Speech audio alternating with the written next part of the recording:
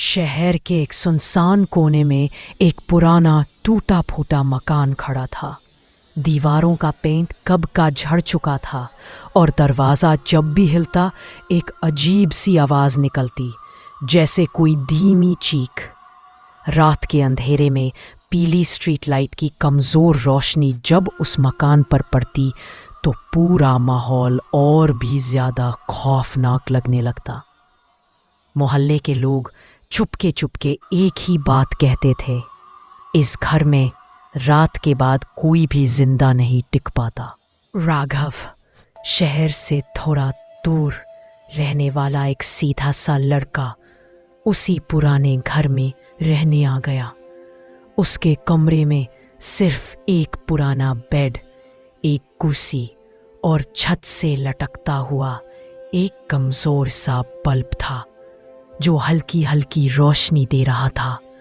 खिड़की आधी खुली हुई थी।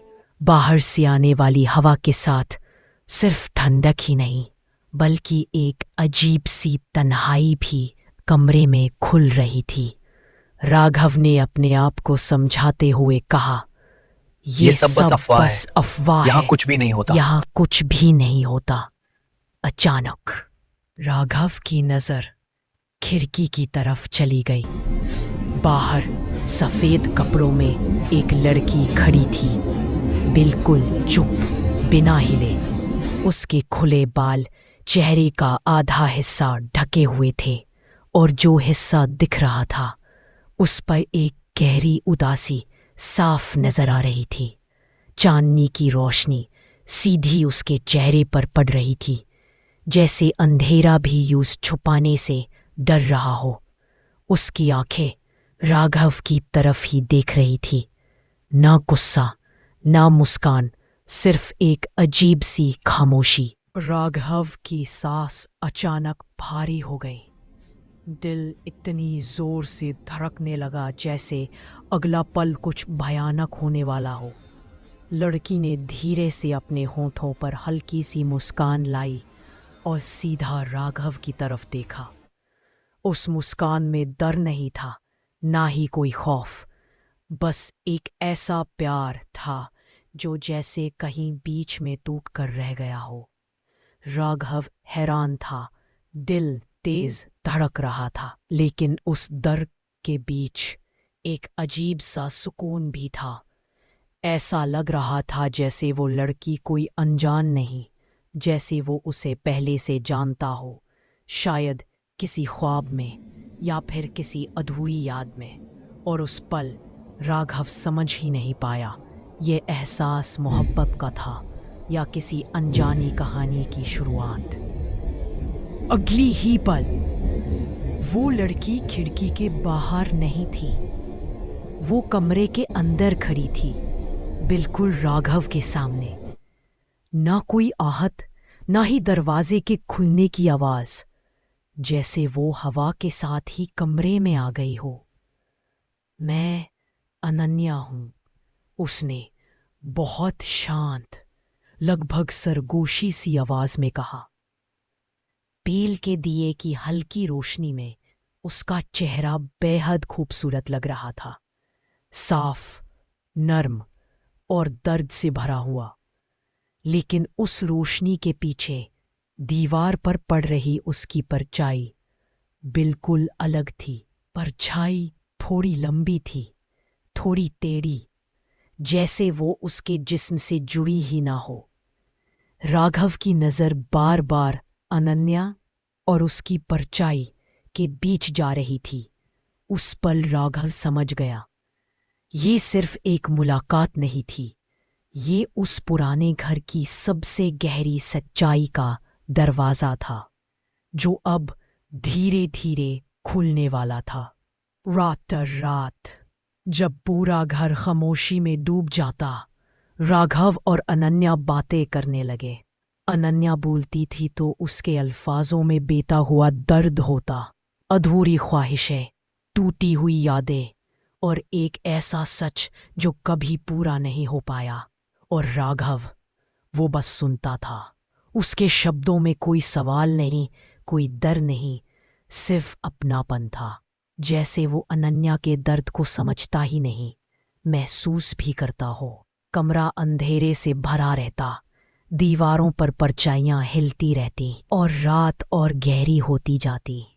लेकिन उस अंधेरे के बीच दो तन्हा रूहों के बीच एक अजीब सा रिश्ता जन्म ले रहा था।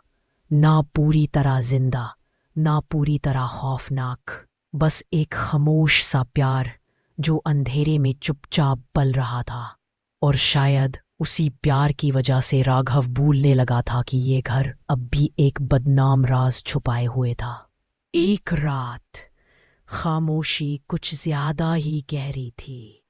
दिए की लौ हल्की सी कांप रही थी। अनन्या ने धीरे से राघव का हाथ थाम लिया। उसका हाथ बर्फ की तरह ठंडा था। राघव के सीने में बिन अचानक जोर से धड़क उठा। सांस एक पल के लिए अटक सी गई। वो समझ गया यह एहसास आम नहीं था। अगली ही पल अनन्या ने जैसे कुछ याद आ जाने पर अपना हाथ छोड़ लिया। उसकी नजरें जमीन पर झुक गई। आंखों में शर्म भी थी और एक गहरा सा डर भी। माफ करना, वो धीरे से बोली, जैसे अपनी ही हद पार कर ली हो। कमरे में फिर से खामोशी छा गई, लेकिन अब वो खामोशी पहले जैसी नहीं थी। उस पल राघव समझ गया, अनन्या सिर्फ एक राज नहीं थी, वो खुद अपनी ही सच्चाई से लड़ रही थी।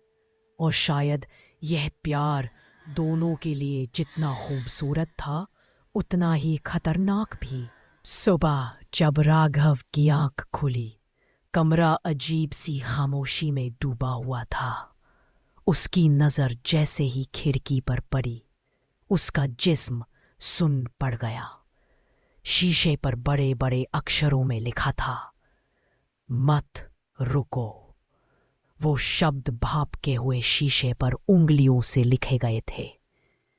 फॉग के बीच उंगलियों के निशान बिल्कुल साफ नजर आ रहे थे, जैसे किसी ने रात भर उसे जाने से रोकने की कोशिश की हो या फिर भागने की चेतावनी दी हो। राघव के चेहरे का रंग उड़ गया, होंठ सूख गए और दिल के अंदर एक ठंडी सी लहर दौड़ गई। उसे याद आया, अनन्या ने कभी नहीं बताया था कि रात के बाद घर में और कौन जागता रहता है। और पहली बार राघव ने खुद से सवाल पूछा, ये चेतावनी अनन्या की थी या इस घर की? शाम होते ही जब राघव घर की तरफ बढ़ रहा था, मोहल्ले के एक बुढ़े ने अचानक उसे रोक लिया। वो पीली स्ट्रीट लाइट के बिल्कुल नीचे खड़ा था। उसके चेहरे पर झुर्रियां गहरी थी और आंखें जैसे किसी पुराने डर से अब भी कांप रही हो। उसने इधर उधर देखा, फिर धीमी टूटी हुई आवाज में बोला, बेटा। राघव रुक गया। जो लड़की तुमसे रात को मिलती है, बुढ़े की आवाज भर्रा गई, वो जिंदा नहीं है। राघव के कान जैसे सुन्न हो गए। दिमाग ने बात माननी चाहिए, पर दिल ने सीधा इनकार कर दिया। वो लड़की सालों पहले इसी घर में मरी थी। बुढ़ा आगे बोला, उसे भी प्यार हुआ था और जिससे हुआ था वो भी यहीं रहने आया था। स्ट्रीट लाइट की रोशनी अचानक झिलमिलाई और राघव को महसूस हुआ जैसे पीछे से कोई उसे देख रहा हो। उस पल मत रुको सिर्फ शब्द नहीं रहे थे, वो एक आखिरी चेतावनी थी। गुस्से और उलझन में भरा हुआ राघव घर के अंदर आया। दरवाजा जोर से बंद हुआ और तब अनन्या उसके सामने खड़ी थी, लेकिन इस बार वो पहले जैसी नहीं थी। उसकी आंखों से धीरे धीरे लाल आंसू बह रहे थे, जो गालों पर फैलकर अंधेरे में चमक रहे थे। राघव के कदम वहीं जम गए। गुस्सा एक पल में डर और दर्द में बदल गया। अनन्या की आवाज कांप रही थी। मैं चाहती थी तुम चले जाओ। उसकी आंखों से आंसू गिरते रहे। इसलिए शीशे पर लिखा था, इसलिए हाथ छोड़ दिया था। वो एक कदम पीछे हुई।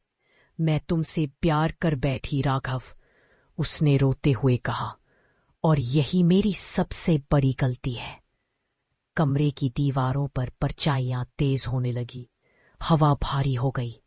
बल्ब जोर से झिलमिलाया। जो भी इस घर में रुकता है। अनन्या ने आंखें बंद कर ली। घर उसे छोड़ता नहीं। राघव का गुस्सा पूरी तरह टूट चुका था। अब उसके सामने एक भटकती हुई रूह नहीं, बल्कि एक टूटा हुआ प्यार खड़ा था, जो यूज बचाना भी चाहता था और खुद भी आजाद होना। और अब राघव के पास सिर्फ दो रास्ते थे, भाग जाना या अनन्या के साथ सच का सामना करना। भागते हुए राघव का पान अचानक किसी चीज से टकराया। वो लड़खड़ाकर रुक गया। जमीन पर धूल से भरी एक पुरानी डायरी गिरी हुई थी। पीली पड़ चुकी पेजेस किनारों से फटे हुए, जैसे सालों से किसी ने छुआ तक न हो। राघव ने काटते हुए हाथों से यूज उठाया। जैसे ही पहला पन्ना खोला, उसकी सांस अटक गई। हर पेज पर सिर्फ एक ही नाम लिखा था, बार बार बेचैनी के साथ, कभी बड़े अक्षरों में, कभी टूटते हुए शब्दों में। अनन्या, अनन्या, अनन्या। कहीं लिखा था, आज फिर वो खिड़की के पास खड़ी थी। कहीं, अगर मैं चला गया तो शायद वो आजाद हो जाए। और आखिरी पेज पर लाल सी स्याही से लिखा था, कार्ड 10। जो भी अनन्या से प्यार करेगा, ये घर उसे जिंदा नहीं छोड़ने देगा। राघव के हाथ से डायरी छूट गई। उसने धीरे से पीछे देखा। अंधेरे में किसी के कदमों की आहट फिर से सुनाई देने लगी। और उस पल राघव समझ गया, ये कहानी उससे पहले भी किसी और के साथ शुरू हुई थी, और शायद अब उसका अंत उसी के साथ लिखा जा रहा था। डायरी पढ़ते पढ़ते राघव का दिमाग बिल्कुल सुन्न हो गया। सच उसके सामने था, नंगा, दर्दनाक और बर्दाश्त से बाहर। अनन्या ने इसी घर में धोखा खाया था। जिस प्यार पर उसने भरोसा किया, उसी ने उसे अकेला छोड़ दिया था। तन्हाई ने धीरे धीरे उसकी सांस छीन ली। और एक रात इसी घर के अंदर अनन्या ने अपनी जिंदगी खुद खत्म कर ली थी। डायरी के शब्दों में सिर्फ मौत नहीं थी, एक चीख थी जो किसी ने नहीं सुनी। और तब राघव समझ गया, अनन्या कहीं जा नहीं सकती थी, वो भाग नहीं सकती थी। उसकी रूह इसी घर से बंधी हुई थी, इन दीवारों से, इन परछाइयों से, और उस प्यार से जो अधूरा रह गया था। इसीलिए वो हर रात खिड़की के पास खड़ी रहती थी। इसीलिए वो चाहती थी कि राघव चला जाए। वो उसे अपनी तरह कैद नहीं करना चाहती थी। राघव की आंखों में आंसू आ गए। डर अब भी था, पर उससे ज्यादा रहम और मोहब्बत थी। और उस पल राघव ने फैसला कर लिया, वो भागेगा नहीं। या तो अनन्या को आजादी मिलेगी, या फिर वो खुद इस घर का हिस्सा बन जाएगा। अंधेरे में अनन्या की आवाज धीरे से गूंगी, तुम्हें जाना चाहिए था राघव। और कहानी अब अपने अंत के बिल्कुल करीब थी। अनन्या अंधेरे में खड़ी थी। इस बार वो खौफनाक नहीं लग रही थी, बस थोड़ी सी थकी हुई, जैसे लंबी रात के बाद सुबह का इंतजार। उसकी आंखों में हल्की सी चमक थी, वो चमक जो सिर्फ तब आती है जब कोई अपने दर्द को मान लेता है। तुमने मुझे जिंदा महसूस करवाया, अनन्या ने धीरे से कहा। सालों बाद किसी ने मुझे सिर्फ एक परछाई नहीं, एक इंसान समझा। राघव आगे बढ़ा, पर अनन्या ने हल्का सा सिर हिला दिया, जैसे कह रही हो, बस यहीं तक। पर मेरी कहानी, उसकी आवाज भारी हो गई। मेरी कहानी यहीं खत्म होनी चाहिए। हवा अचानक शांत हो गई। दीवारों पर हिलती परछाइयां धीरे धीरे थामने लगी। अनन्या के चेहरे पर एक सुकून था, वो सुकून जो सिर्फ छुटकारे के बाद मिलता है। तुम अगर रुक जाते, उसने आंखें बंद करते हुए कहा, तो ये घर तुम्हें भी अपना बना लेता। दिए की लाओ तेज हुई और फिर बुझ गई।